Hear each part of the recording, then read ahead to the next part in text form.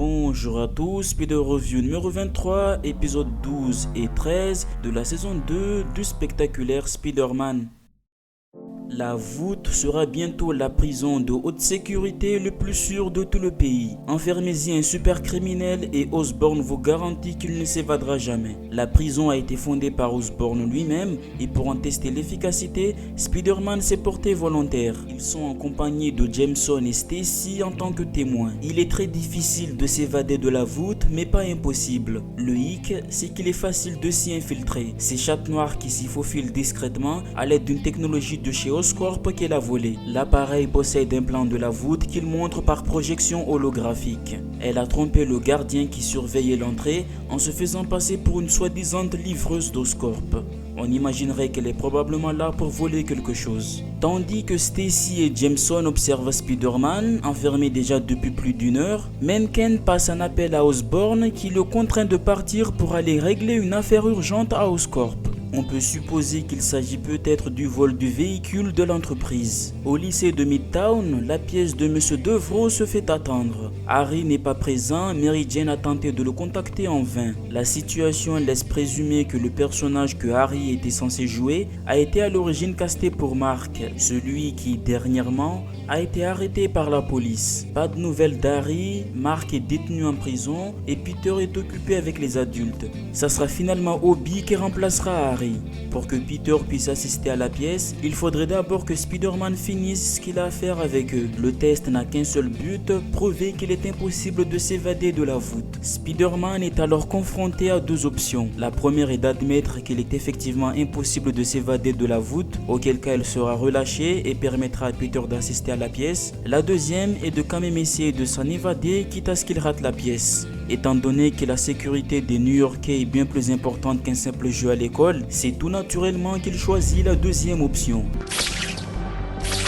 À quoi joue-t-il? Eh bien, il se prépare à sortir. Mais non, voyons, il ne peut pas sortir, et mes hommes... Seront là en un rien de temps. Au même moment, le rideau se lève. Il s'avère que le système de défense de la voûte n'est pas aussi inviolable que cela, puisqu'en court-circuitant un compartiment de la cellule, un gaz tranquillisant s'en est échappé que Spider-Man a contenu dans ses toiles même qu'il a tissées sur toute la surface de la cellule, ce qui a permis de duper les gardiens qui pensaient que Spider-Man se cachait derrière la bulle qui emmagasinait le gaz. Spider-Man recouvre la liberté. Les ordinateurs de la voûte ne répondent plus aux commandes. Pour éviter que Spider-Man ne s'évade, les agents ont essayé de bloquer toutes les portes pour ensuite engazer toutes les pièces. Mais rien ne fonctionne. C'est non sans raison que Stacy déduit facilement qu'ils ont été piratés. Et celui qui est derrière ce piratage, c'est encore une fois le bouffon vert. Il manipule toutes les commandes de la prison de sorte à ce que Spider-Man tombe sur les détenus. Son but, provoquer un massacre.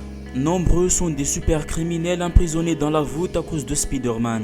Un sentiment de rancune est palpable, la situation est idéale pour supprimer l'homme araignée. Et ça ne manque pas puisqu'aux côtés de bandits de bas étage, ce sont les exécuteurs et presque tous les membres des Sinistre 6 qui sont réunis autour de Spider-Man. Dans son désir de remettre de l'ordre dans la voûte, il sera aidé par Chat Noir qui passait par là par hasard. À l'aide d'un autre prisonnier, ils collaboreront ensemble afin de mettre hors d'état de nuire tous les autres prisonniers. Leur plan, les attirer dans une pièce spéciale de la voûte pour les endormir avec le gaz. Le seul souci étant que pour libérer le gaz, il faudra quelqu'un pour tourner les vannes manuellement, ce qui laisse penser que la personne qui le fera sera pris dans le même piège que les autres criminels. Le prisonnier étant lui aussi un criminel, il acceptera cette tâche pour expier ses méfaits. La Chatte Noire et Spider-Man seront ceux qui s'évaderont de la prison et réuniront leurs forces une dernière fois pour combattre contre le bouffon vert. Il battra en retraite pour un moment. L'infiltration de la Chatte Noire n'avait pas pour objectif de voler quelque chose, mais de faire évader de la voûte le prisonnier qui les avait aidés. Cet homme s'appelle Walter Hardy et c'est son père. Chatte Noire s'appelant en réalité Felicia Hardy. Son père est nul autre que l'assassin d'Oncle Ben. Comment dire que vouloir rendre justice par soi-même est une option tentante pour Peter, l'homme qui est à l'origine de sa création, se tient juste devant lui. Mais revenons quelque temps en arrière. Avant que Felicia ne devienne la chatte noire, son père était un criminel connu sous le nom de cambrioleur chat. Il ne faisait de mal à personne sauf en cas de nécessité. Il ne portait pas d'armes puisque son activité criminelle n'était centrée que sur le cambriolage. Il s'est rendu compte qu'il est devenu plus lent dû à la vieillesse. C'est à ce moment-là qu'il a commencé à avoir peur d'être certainement attrapé un jour et opta pour l'utilisation d'armes. Tout ça a conduit au moment où il a ôté la vie d'Oncle Ben. Il ressortira de cette expérience avec un sentiment de culpabilité et c'est pour cette raison qu'il refusera l'invitation de sa fille de le faire évader de la voûte. Il souhaite expier l'homicide qu'il a commis et c'est pour cette raison qu'il s'est proposé dans la tâche d'ouverture des vannes.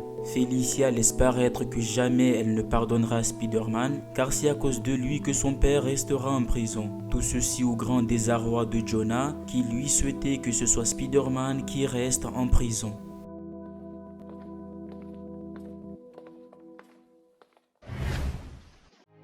Ombre que nous sommes, si nous avons des pluies, figurez-vous seulement, et tout sera réparé, que vous n'avez fait qu'un somme. Pendant que ces visions vous apparaissaient, et que ce thème faible et vain ne contient pas plus qu'un songe. Ou tenez Puck pour un menteur. Et sur ce, bonsoir à vous tous. Donnez-moi vos mains si nous sommes amis, et le bouffon vert prouvera sa reconnaissance.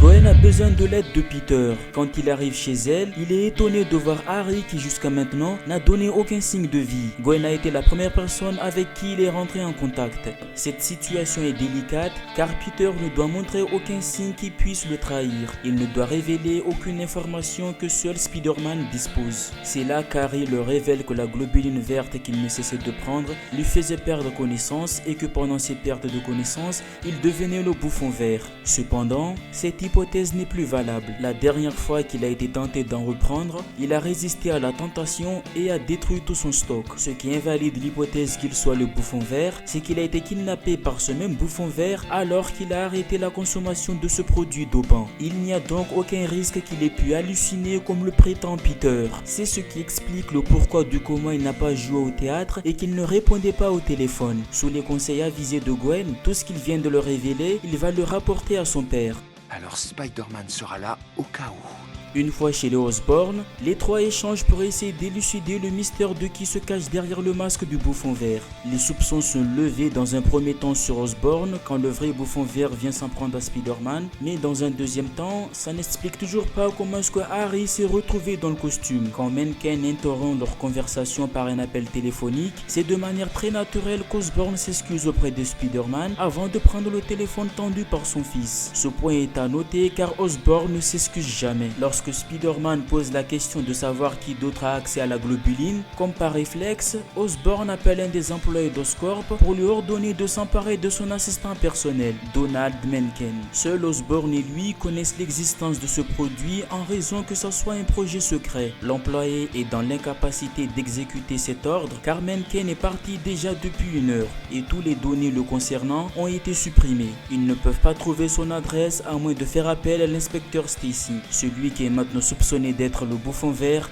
c'est Mencken. Le choix cornélien qu'avait imposé Warren au Dr Connors se voit conclu in fine par l'abandon du laboratoire. Les Connors poursuivront leurs recherches dans une autre ville pendant que Gwen et Peter seront sous la direction de Warren. Un homme appelé Gargan a pu transmettre l'adresse de Mencken à Osborn. Aussitôt il le communique à Spider-Man qui de suite se met en route. Une fois chez l'intéressé, il tombe dans un piège tendu par le bouffon. Les soupçons sont encore une fois levés sur Mencken et la phase finale de l'opposition entre l'araignée et le bouffon débute. Tout en observant ce qui se passe dans un hélicoptère,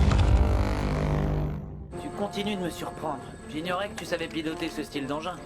Je pilote à l'instinct, c'est tout. c'est avec effroi qu'Harry découvre que son père n'est pas son père.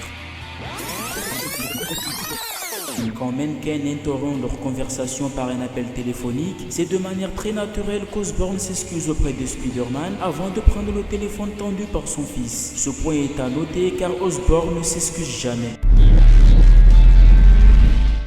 Toi? Allons, Harry, tu vois bien que c'est un imposteur. Oui, je le vois bien. Ce qui me chiffonne, c'est que je t'ai entendu t'excuser auprès de Spider-Man hier. Or, Norman Osborn ne s'excuse jamais.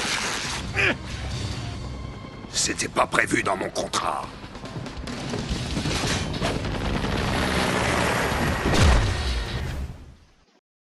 Norman Osborn, vous êtes le bouffon vert. Hammerhead avait raison de vous soupçonner d'avoir un lien avec le bouffon vert. Toute la technologie qu'utilise le bouffon vert appartient à Oscorp. Vous avez contraint des hommes de Tom Stone à travailler pour vous sous peine d'être supprimés. Vous êtes à l'origine de la création de Rhino, de l'Homme-Sable, d'Octopus, de Molten Man, en engageant Warren en tant que nouveau directeur scientifique, tout en utilisant les anciens travaux d'Octavius, ce même chercheur qui ira même jusqu'à faire partir les Connors de leur propre laboratoire. Vous avez fait subir du chantage à un jeune garçon pour qu'il élimine Spider-Man. Vous avez utilisé votre costume du bouffon pour vous voler vous-même, votre propre entreprise. Vous avez profité de l'évanouissement de votre fils pour lui briser une jambe afin que Peter ait pitié de lui. Vous connaissiez certainement sa double identité grâce à l'Oscorp Berry que vous lui avez donné pour le suivre à la trace. Individuellement, il est impossible pour vous d'être à deux endroits à la fois. Mais le jour où vous vous êtes volé vous-même et que le caméléon s'était déguisé en vous pour voler des informations à Oscorp, vous avez eu l'idée de l'engager pour qu'il puisse se faire passer pour vous. Sauf qu'aujourd'hui, face au bouffon que Tom Stone n'a pas pu vaincre, nous présentons des preuves accablantes. Si tu peux te trouver un échappatoire, tente ta chance, je suis tout oui.